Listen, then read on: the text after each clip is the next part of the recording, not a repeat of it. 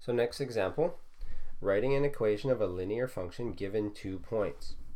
Steps that we need to follow. First we need to find the slope using the slope formula. y2 minus y1 is equal to x2 minus x1. Number 2, use the point slope form of the equation as noted. Y minus y1 is equal to m times x minus x1. Use either of the 2 given points and the slope that you just calculated. And I'll talk a little bit about more about using those points in a moment, and I'll show you what the differences might look like. And then number 3, write the equation in slope-intercept form. Not slope-point form, but slope-intercept form. So what is this all going to look like? Well, our first step is we need to calculate the slope. So we're going to calculate the slope, and we're going to call this x1, y1, x2, y2. And I'm going to calculate my slope using the formula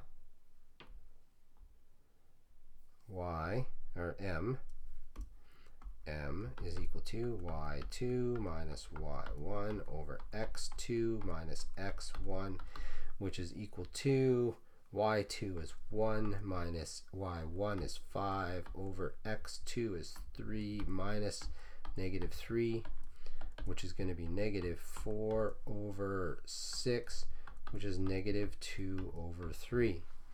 There's my slope.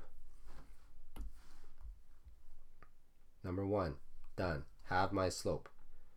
Negative 2 over 3. Step 2, use the point slope form of the equation of the line and write the equation. Now, what I'm going to do is I'm going to use both points. I'm going to do 2 separate equations, and I'll show you the difference between the 2.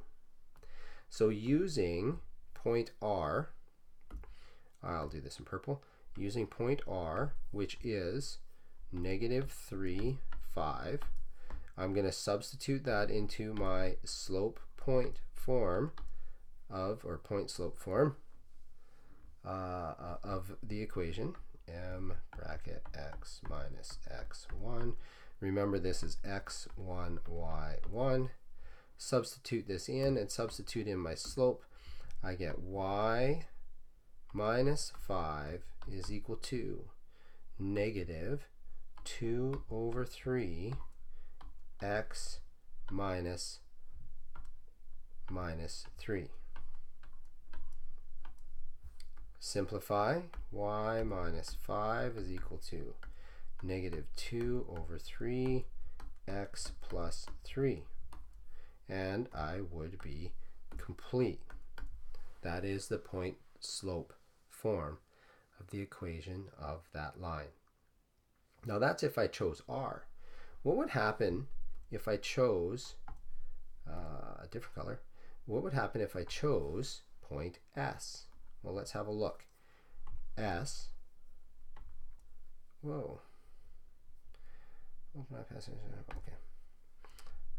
S has coordinates 3, not negative 1, 3, 1. Using my formula, y minus y1 is equal to m bracket x minus x1, this being x1, y1. Substitute in y minus 1 is equal to negative 2 over 3, negative 2 over 3, bracket, x minus 3. There's our slope point slope form using the other point. Now if you notice, these equations are actually different. Okay? Using point slope form, you can't compare equations because the points could be different. There are a number of different points on the line. So if you choose one point, your partner chooses a different point, I choose a different point, we're going to have completely different equations. The only way to compare equations is to have the equations in slope-intercept form.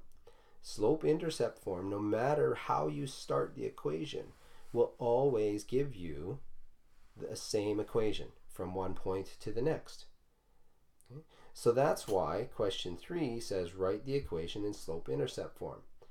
write the equation so that we can compare it and make sure that we have it correct. So I'll take both of these equations and I'll rewrite them and rearrange them into slope-intercept form so that we can see that we're going to end up at exactly the same place anyway.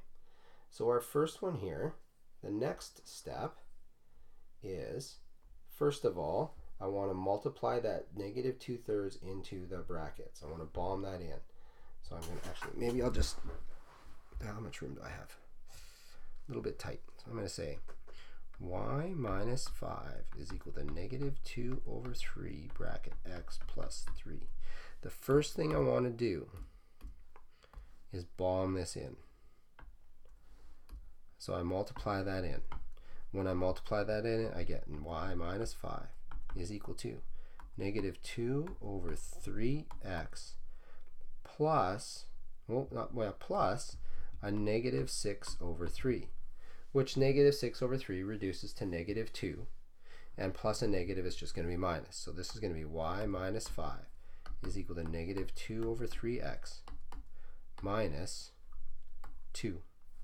Now I'm going to add 5 to get rid of this 5 here because I don't want it, so I add 5 to the other side. So I end up with, those will cancel, y is equal to negative 2/3x plus 3. And there's my equation. Now if I did that same set of processes with our other equation, which looks different to begin with, y minus 1 is equal to negative 2/3x minus 3. First step, bomb this in. I get y minus 1 is equal to negative 2/3x. Negative 2/3 times negative 3 is going to be plus 6/3, which reduces to 2. Y minus 1 is equal to negative 2/3x plus 2. I'm going to add 1 to get rid of it, plus 1. Because I do it on one side, I do it on the other. I get y, those will cancel, is equal to negative 2/3x. Well, 2 plus 1 is 3. And we would be complete this. Now, if you look at these, you will notice that these two equations are exactly the same. Now I can compare the two and show that, well, they're the same. Okay. There's also another way that we could get to the equation of a line. If we didn't have to worry about slope point form and we just wanted to go straight to slope intercept form, I could say, well, you know what? I calculated the slope to be negative 2/3. M is equal to negative 2/3. So my equation in slope-intercept form would actually look like this now. Negative 2/3x plus b. Y equals mx plus b. Substitute the m for negative 2/3, and I have this. Now I can choose either of those 2 points, negative 3, 5 or 3, 1, and substitute in the x and y and get an equation, or calculate the y-intercept. So let's do that. Let's say I'm going to use r, which is negative 3, 5. And I substitute this in for x and y. So this is going to be 5 is equal to negative 2/3 times 3 plus b. Well, negative 2/3 times 3 is negative 6/3 plus b.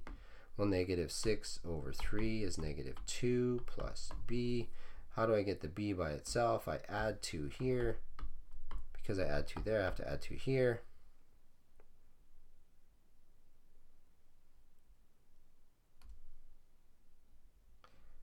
And I'm paused because it doesn't look like something's not working. What's not working? Oh, here it is. This is a negative 3. Negative times the negative, this is a positive 6. So this is going to be a positive 2. So in order to get rid of it, I have to subtract 2. There we go. That's better. Subtract 2. And when I subtract 2, these will cancel, leaving me with b. 5 minus 2 is 3. So there's my y-intercept. So now I can say, well, I just calculated this. So my equation, y equals negative 2 over 3 x, can now be filled in and say plus 3. And you can see we have exactly the same thing as we had over here. And it doesn't matter which point you choose. You could choose the other point and do the calculation as well. Do the steps, follow the steps, and you would still get to exactly the same place. I'll come back with the x and y intercept question as our last video for section 6.5 part 1.